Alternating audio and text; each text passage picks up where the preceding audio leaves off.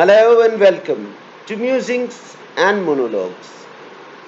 I created this platform about a month ago, ostensibly to hold intimate conversations with those who admired the premise of being the argumentative Indian and yet were obedient observers of the lockdown in its 2.0 version.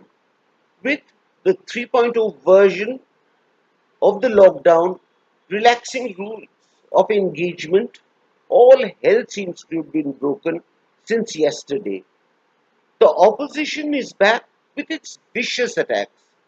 Sonia Gandhi proclaims and promises to bear the expenses incurred by migrant laborers on their way back home.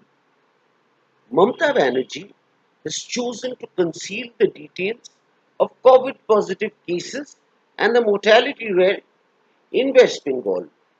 Uddhav Thackeray has refused to foot the bills of migrant workers because he knows that there is no substantial Maharashtrian population which are working outside the state. Hence, this general decay in terms of displaying nothing but abysmal standards of public behavior. Yesterday, I noticed from the balcony of my 12th floor apartment an exponential increase of traffic on the road. Not only that, the decision to open liquor stores has resulted in virtual mayhem, with the tipplers going berserk and flouting all rules of social distancing. There are serpentine queues in front of all the wine shops. It seems, unfortunately, 3.0 has been instrumental in creating this mass chaotic outburst. In fact, the COVID threat is far from being over. We are no longer nearing the end of the pandemic. In fact, the number of COVID positive cases has increased twofold in the last 2 days.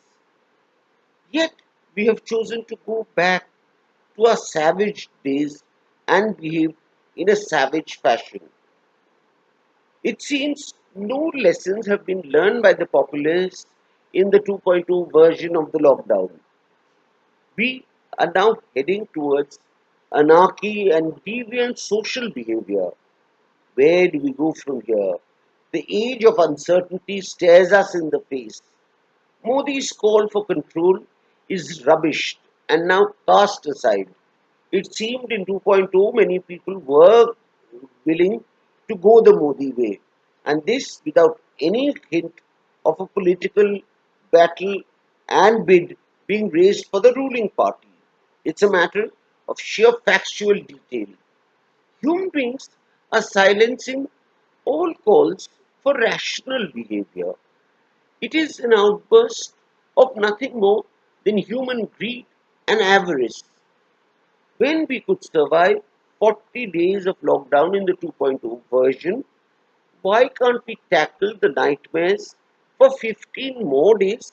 In its new avatar, 3.0 is supposed to last only for 15 more days. In the current scenario, we are staring at nothing but death, destruction, and deviant behavior. Can we harness our emotions that have resulted in such a bleak scenario? Can we awaken our rational self to gauge the enormity of the situation? America is facing an unprecedented crisis, much more than ours, and which is further accelerated by Trump's raucous and irrational behavior. We luckily have a benevolent despot who is trying his level best to control the situation. Admitted Modi is a despot, but he has not behaved as his usual belligerent self in a belligerent fashion. We can contain this disease merely by recognizing the enormity of the situation, a situation that Modi is continuously asking us to awaken to. Recognizing the enormity of the situation is not so easy. Can we? not get enveloped by the immediacy of visuals that stare at us, but look at the long term vision. Can we? Can we? Can we? This is a question that reverberates in our hearts. Now is the time for you to decide on whether you should choose the trodden path or the path of sublime justice, the path of rationality in face of such a crisis which is virtually destroying humankind. I urge you to write your comments on the link below and engage us in further debate about such issues. Thank you and have a wonderful day.